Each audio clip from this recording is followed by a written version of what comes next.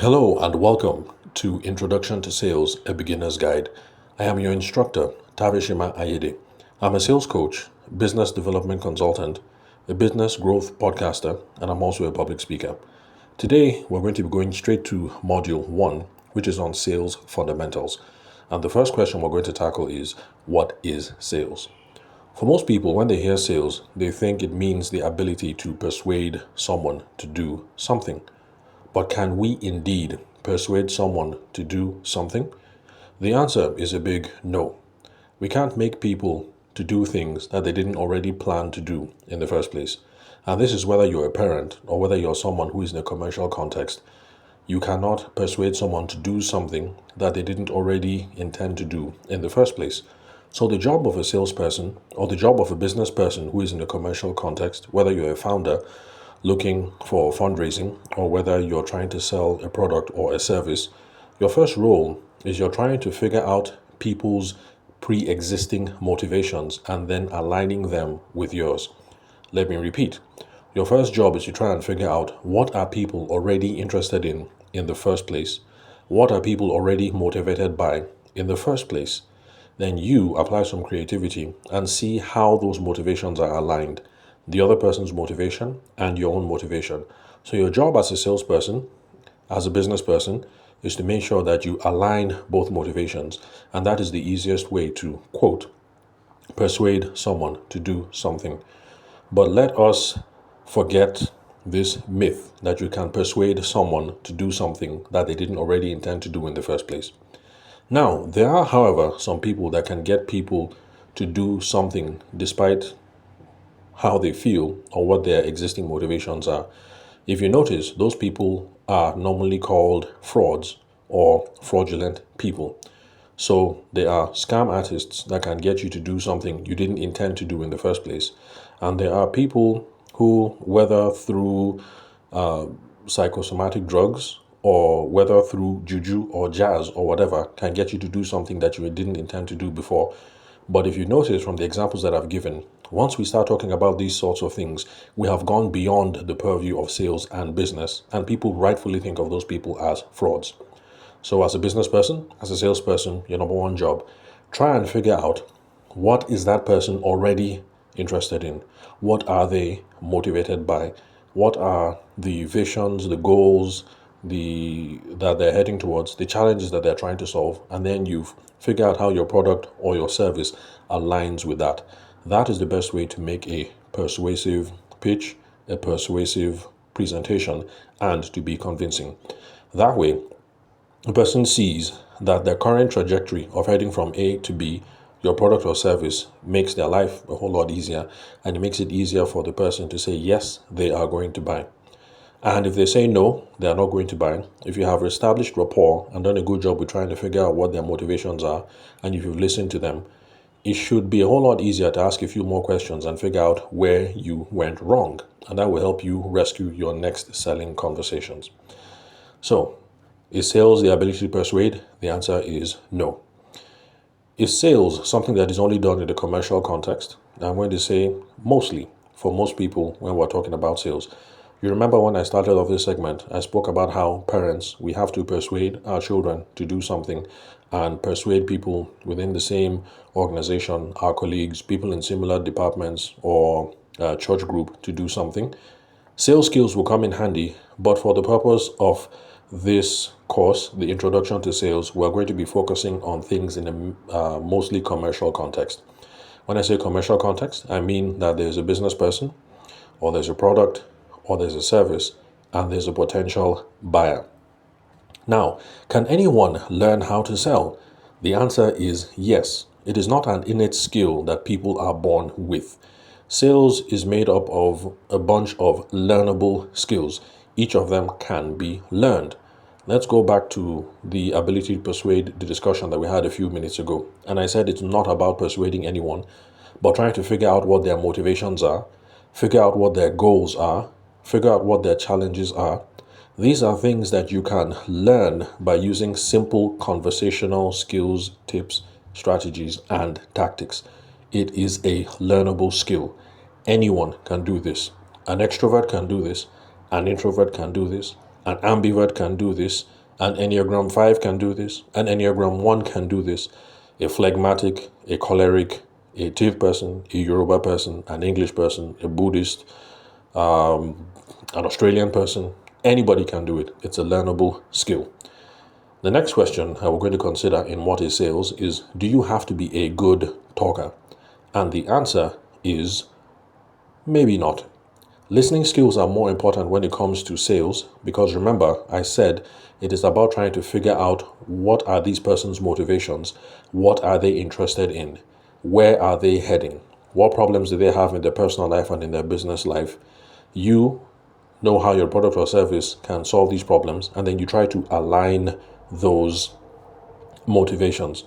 So talking is half of the battle, but the most important thing is listening, because listening skills are what are going to provide you all the ammunition and all the data that you need to make a convincing case. Until you know for sure what the person is interested in and where the person is heading, you're just making a guess, no matter how good, and giving yourself a 50-50 chance that you think this is why the person might be interested or not.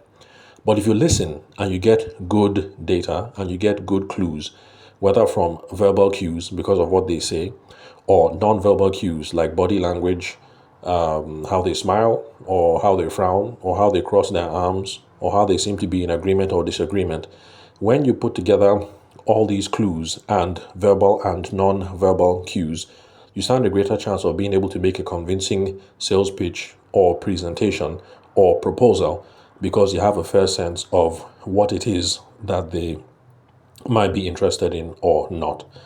Now, let's look at other conceptions of sales. There's a conception of sales as service, and that is one that I would ask you guys to adopt, since the conception that most of you have of selling for now is sales is good talking, good presentations. The conception of sales as service has several advantages. One of them is if you think of yourself as a service-oriented person, as a business person, or as a salesperson, you're going to easily build trust with people. Trust is important because it helps to get repeat business and referrals. And repeat business and referrals are the golden goose when it comes to business, because the goal is to get business as easily as possible for as long as possible. Going out every day to look for new customers, to look for new clients, takes time, takes money, and takes a ton of rejection. If you have already built trust with people and they have bought from you in the past, it's a lot easier to get them to buy from you again and again and again, and also to bring referrals, which are their friends, their family members, their associates, maybe even their enemies, to buy from you.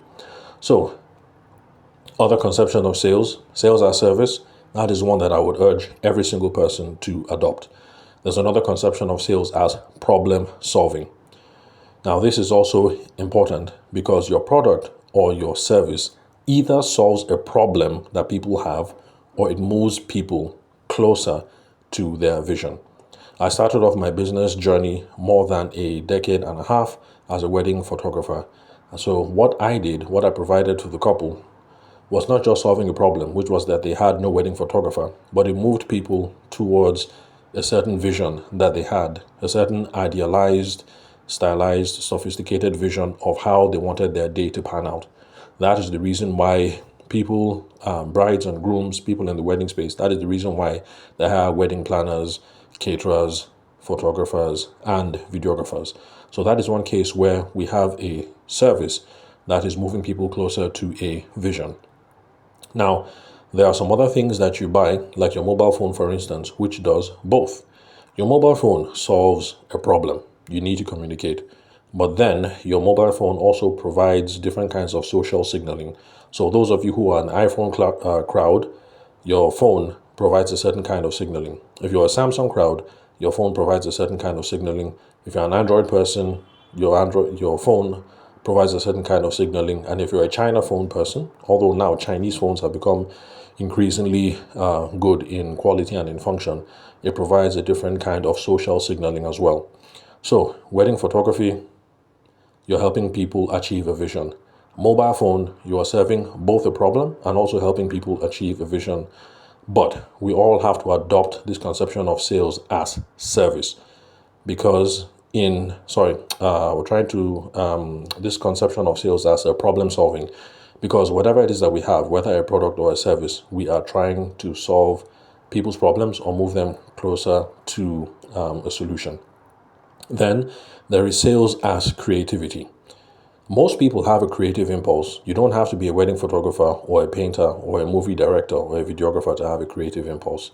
An accountant can have a creative impulse, a lawyer can have a creative impulse, and an engineer can have a creative impulse, because creativity is all about taking known variables and trying to solve a problem or trying to achieve a certain kind of vision. So this is something that anybody can do, even a brain surgeon. So brain surgery involves an element of creativity, because brain surgery is not just A plus B plus C or 1 plus 2 plus 3.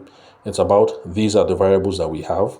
This is what I have to do to get my patient back to optimum health. And what are the best ways of using my pharmacological skills in prescribing medicine, or my surgical skills in using the scalpel or whatever tool that I have to try and get people back to better health. So sales as creativity applies to every single person. Don't assume that you have to be good with pictures and with music and with images to be a creative person. Even if you're the most boring accountant on the face of the earth, you have a creative impulse and you can use that. You can use that in sales, and you can exercise it in sales no matter who you are, whether you're a boring accountant or a stuffy judge. We employ the creative impulse in starting conversations with people, in building and nurturing relationships with people, in putting together networking, making connections among different class of people. So it doesn't matter who you are or the skill set that you bring to the table, you are going to be able to exercise your creative impulse in many different ways. So that brings to the end this first module, which is on sales fundamentals. And the question we tackled is, what is sales? We have gone through some misconceptions that is not about persuading, but figuring out people's pre-existing motivations. And we have also gone through how, as a business owner or as a salesperson, we should realize that we're in the serving business, that we are in the problem solving business, and that we are creative individuals, and we need creativity in every single step of the process. The next recording is going to be devoted to different kinds of sales roles in different industries. Thank you very much for your time and attention. I'll catch you guys in the next recording.